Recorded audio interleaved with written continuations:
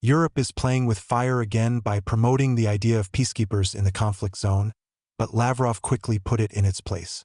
At a press conference, the Russian foreign minister harshly rebuked a British journalist who was trying to catch him on an inconvenient question. The minister's response sounded like a cold shower for the West, and a tense silence hung in the hall. What exactly did Lavrov say, and why could this statement change the balance of power in Europe? We're sorting it out right now. In recent weeks, European politicians have been increasingly discussing the possibility of sending a peacekeeping contingent to a country in a state of armed conflict with Russia. Moreover, this step is presented as a key component of a peaceful settlement, as if Moscow had never previously stated its categorical position on this issue. It seems that European leaders, including French President Emmanuel Macron and German Chancellor Olaf Scholz, have suddenly forgotten that the Russian side has repeatedly made it clear that the deployment of peacekeepers without its consent is absolutely impossible. However, the belief that this issue can be promoted without taking into account Russia's opinion has faced a harsh reality. During a recent press conference, Russian Foreign Minister Sergei Lavrov literally put all the dots over the end. One of the British journalists, barely hiding his excitement, decided to ask if Moscow was ready to agree to such a compromise. The minister's response was short, clear, and extremely tough. The journalists present immediately realized that Russia not only rejects this initiative, but also considers the very fact of such proposals an example of political absurdity. French leader Emmanuel Macron, in turn, recently issued a statement that can be seen as an attempt to demonstrate Europe's military and political independence. In his speech, he stressed that Russia allegedly poses a global threat to the entire European continent. According to him, the only way to ensure peace is to force Moscow to abandon the revision of the status quo. Interestingly, European politicians have been actively talking about the need for a diplomatic settlement of the conflict until recently, but now the rhetoric has noticeably changed. In addition, Macron touched upon the topic of nuclear security, referring to the changed position of the United States under the administration of Donald Trump. According to the French president, Europe needs to rethink its nuclear deterrence strategy, since Washington no longer guarantees its protection. In this regard, Macron offered European countries a kind of nuclear umbrella, taking responsibility for their security. However, such statements could hardly surprise anyone in Moscow, because they have long been accustomed to contradictory statements by the French leader. Today he's talking about a nuclear cover-up, and tomorrow he might start talking about the need for dialogue again. The context of these statements becomes even more interesting if we recall that just a few days earlier, Trump had taken the initiative to completely abandon nuclear weapons, offering to discuss this issue not only with Russia, but also with China. The Russian capital recalled that, before talking about disarmament, the United States could first withdraw its nuclear weapons from Europe. However, against the background of such proposals, Macron appears, who, contrary to common sense, declares the need to strengthen Europe's military potential under his personal control. But the French president did not stop there.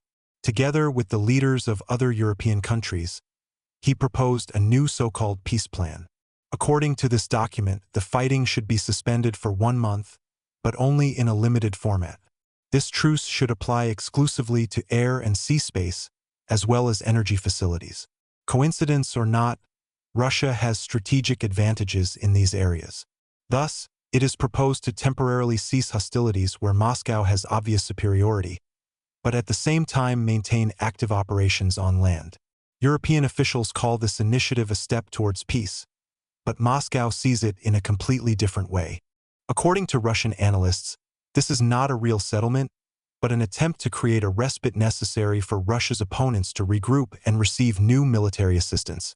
The most interesting part of this plan is that Europe intends to deploy a peacekeeping contingent during this month, which will then monitor the observance of the ceasefire and facilitate negotiations on a long-term peace agreement.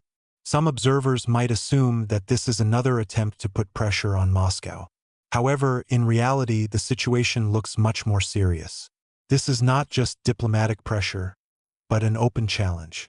It was after these statements that Sergei Lavrov's press conference took place, at which he finally placed all the accents. One of the British journalists, considering himself prepared for a diplomatic maneuver, asked a question that was clearly intended to put the minister in an uncomfortable position. He asked why Russia categorically rejects the possibility of deploying European peacekeepers. Obviously, the journalist was counting on traditional diplomatic formulations, vague explanations, or an evasive answer. However, Lavrov did not give him the slightest chance.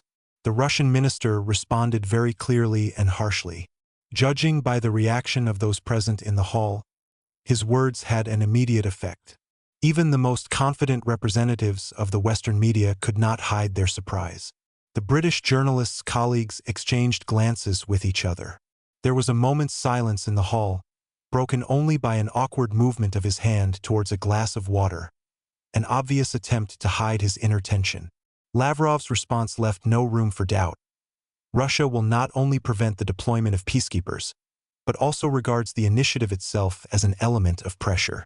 The minister expressed himself very clearly, stressing that the talks about the peacekeeping contingent are conducted with openly hostile intentions. He recalled that French President Emmanuel Macron and British Prime Minister Keir Starmer soon intend to send the head of a well-known country to Washington, where he will be offered to agree to conditions developed without Moscow's participation. According to Lavrov, the plan is extremely simple. First, a temporary cessation of hostilities is announced, but only in the air, at sea, and in the energy sector, that is, exactly where Russia has clear advantages. Then, during this period of time, peacekeeping forces are introduced, which by themselves change the situation on the ground. Obviously, after such a step, any negotiations lose their meaning, because the presence of foreign troops creates completely new conditions. The Russian minister recalled that even the Trump administration had made it clear that such initiatives should be discussed and adopted with the consent of all parties, but neither Macron nor Starmer, nor other supporters of the deployment of the contingent did not even mention it. Lavrov also pointed out that such forces, no matter what emblems they may be hiding behind, in fact, will be a military contingent of NATO. Russia, of course, will not stand idly by such developments. He noted with irony that Ireland, which is not formally a member of the North Atlantic Alliance, but actively cooperates with it, was among the first countries to express their willingness to send their peacekeepers. Canada and Australia have also declared their readiness, which only confirms that this is not a neutral peacekeeping mission, but a new form of Western military presence. Lavrov stressed that Moscow regards this as a direct involvement of NATO countries in the conflict against Russia, and such things are unacceptable, especially against the background of Macron's recent statement that Russia allegedly poses a threat to the whole of Europe. If Paris really considers Russia a threat, then it becomes obvious that any troops they introduce will be directed against Moscow. Lavrov recalled that negotiations on a peaceful settlement were conducted back in the 22nd year in Belarus, and then in Istanbul. Then the document was practically agreed upon, but then former British Prime Minister Boris Johnson intervened and forbade the Ukrainian leadership to sign the agreement. Now, European leaders suddenly declare that no negotiations are possible without the participation of Kyiv and the EU, although they have been discussing the fate of Russia without its participation for years. According to Lavrov, this is a demonstration of classic colonial thinking, when Western countries consider it normal for themselves to negotiate the future of other states without their presence. He recalled that Macron and Starmer had recently boasted that they would develop a document, offer it to the Ukrainian leadership, then go to Donald Trump to get his approval, and only after that would they present it to Vladimir Putin. This, according to Lavrov, is not just a violation of diplomatic etiquette, but a blatant disregard for the principles of international negotiations. He noted that even in NATO and the EU there are sensible people who understand that Macron, trying to save his reputation inside France, can commit absolutely reckless acts. After this press conference, there was a noticeable pause in European capitals.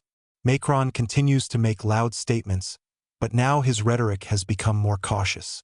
Germany has chosen to refrain from commenting on the Russian reaction for now, while the UK generally pretends that nothing important happened.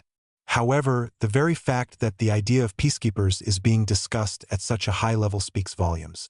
Europe is striving to demonstrate its independence in conflict resolution issues, but at the same time completely ignores the key factor, Russia's position.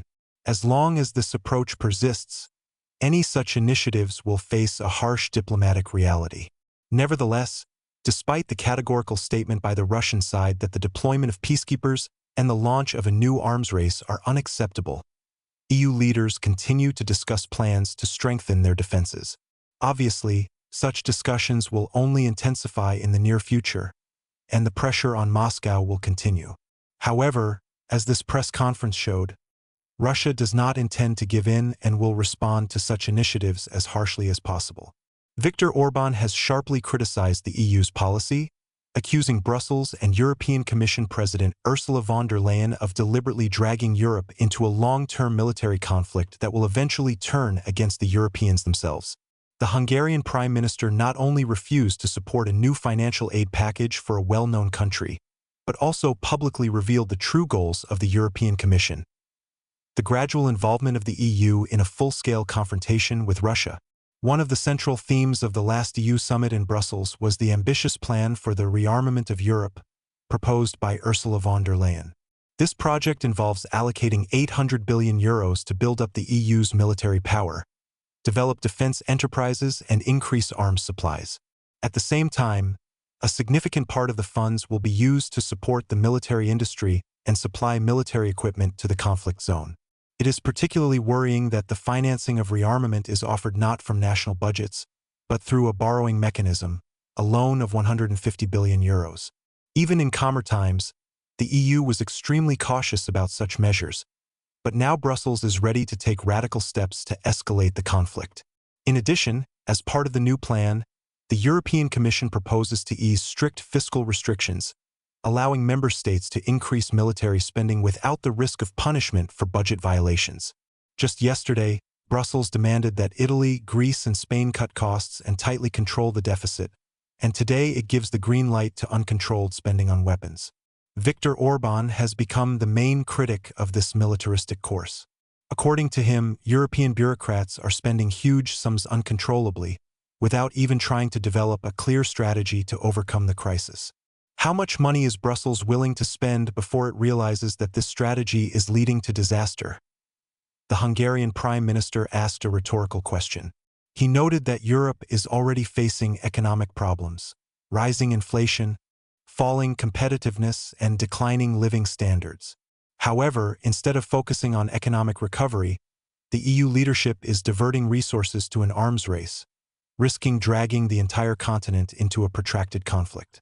Orbán also stressed that the European Union is losing its independence and is becoming an instrument for promoting other people's geopolitical interests, while the Europeans themselves are becoming hostages of this policy. One of the most resonant moments of the summit was the words of Emmanuel Macron, who once again whipped up anti-Russian hysteria. He said that Europe must prepare for new challenges, and France is considering using its nuclear arsenal to protect its allies. Peace can no longer be guaranteed. The Russian threat concerns not only a well-known country, but also the whole of Europe, Macron said. These words provoked a sharp reaction in Moscow. Dmitry Peskov called the French president's statement extremely confrontational, noting that Paris thinks more about war than peace. The Russian Foreign Ministry stressed that Macron's words have a connotation of nuclear blackmail and do not contribute to strengthening the security of either France or its allies. The Brussels summit has clearly shown that Europe is divided. On the one hand, Ursula von der Leyen, Macron, and their supporters are pushing a course towards militarization and escalation of the conflict. On the other hand, Viktor Orbán and other pragmatic leaders who understand that dragging Europe into war threatens political and economic collapse. Friends, now I want to express my opinion. It's hard not to notice that the situation in Europe is becoming increasingly tense. On the one hand, politicians talk about peace and the need to resolve the conflict, but on the other, their proposals look like they don't take into account Russia's real position. The issue of deploying peacekeepers without Moscow's consent is not just controversial, but practically impossible, as Lavrov made clear. Nevertheless, some leaders continue to promote this idea, as if hoping that one day it will become a reality. Macron's statements about the Russian threat and nuclear deterrence also raise questions. France is trying to position itself as Europe's leading military force, but how realistic are these ambitions in the current circumstances? Economic problems, internal disagreements in the EU, and the lack of a unified strategy to resolve the conflict make the situation even more difficult. It is important to understand that any decisions in such an environment require maximum caution and diplomatic calculation. Otherwise, they can lead to an even greater split within Europe. Friends, I want to thank you for your attention. Be sure to write your opinion in the comments and do not forget to subscribe. See you.